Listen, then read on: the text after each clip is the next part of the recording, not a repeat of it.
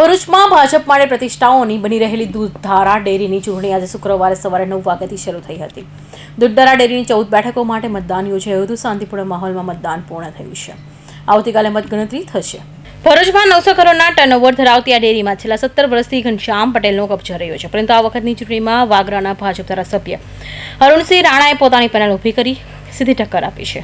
ચૂંટણીમાં કુલ 15 બેઠકો માટે જાહેરાત થઈ હતી, જેમાંથી એક બેઠક પર અરુણસિંહ પેનલના પ્રકાશ દેસાઈ બિનહરીફ ચૂંટાઈ ગયા છે. આજે બાકીની 14 બેઠકો માટે ચૂંટણી યોજાઈ હતી. ચૂંટણી માટે ભરૂચ આયોજન ભવન ખાતે કડક પોલીસ બંદોબસ્ત ગોઠવવામાં આવ્યો છે. શાંતિપૂર્ણ માહોલમાં મતદાન પ્રક્રિયા પૂર્ણ થઈ હતી. બંને પક્ષના ભાજપના આગેવાનો જીતનો વિશ્વાસ વ્યક્ત કર્યો છે. જોકે ચૂંટણીના પરિણામ આવતીકાલે જાહેર થશે. ત્યારબાદ સ્પષ્ટ થશે કે કોણે બાજી મારી છે. અપક્ષ ઉમેદવાર મહેશ વસાવા અને જિગ્નેશ પટેલે પોતાની જીતનો વિશ્વાસ વ્યક્ત કર્યો છે. આ ચૂંટણીમાં રાજકીય ગરમાવો જોવા મળી રહ્યો છે. એસટી તરીકે મહેશભાઈ છોટુભાઈ વસાવા અને બાકીના અમારા મહેન્દ્રસિંહ દેસાઈ આમોદ જંબુ સત્તી છે અને સાગબારાની અંદર પીડી વસાવા છે.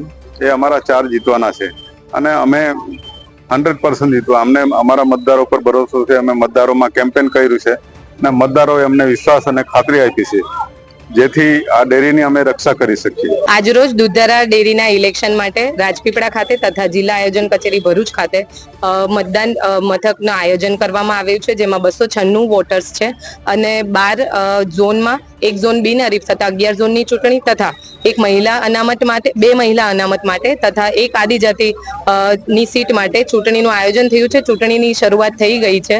બધા વોટર્સ આવી ગયા છે ને મતદાનની પ્રક્રિયા શાંતિપૂર્વક ચાલુ છે. આજ રોજ ભરૂચ દૂધ ઉત્પાદક સંઘનું ઇલેક્શન છે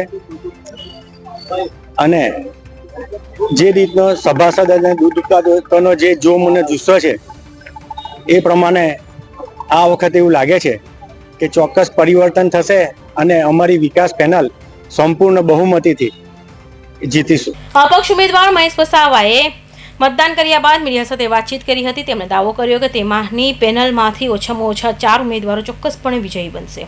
વસાવાએ વધુમાં સ્પષ્ટતા કરી હતી કે જો તેમની પેનલ જીતશે તો તેઓ ઘનશ્યામ પટેલની પેનલનો ખુલ્લો ટેકો જાહેર કરશે. બીજી તરફ અરુણસિંહની પેનલનો જિગ્નેશ પટેલે પણ પોતાની પેનલથી વિજય બનાવવાનો આશાવાદ વ્યક્ત કર્યો છે. ભરૂચ ડેરીની આ ચૂંટણીમાં રાજકીય સરગમી વધુ તીવ્ર બની છે. કૌશિક પટેલનો report, Hind TV news, Surat.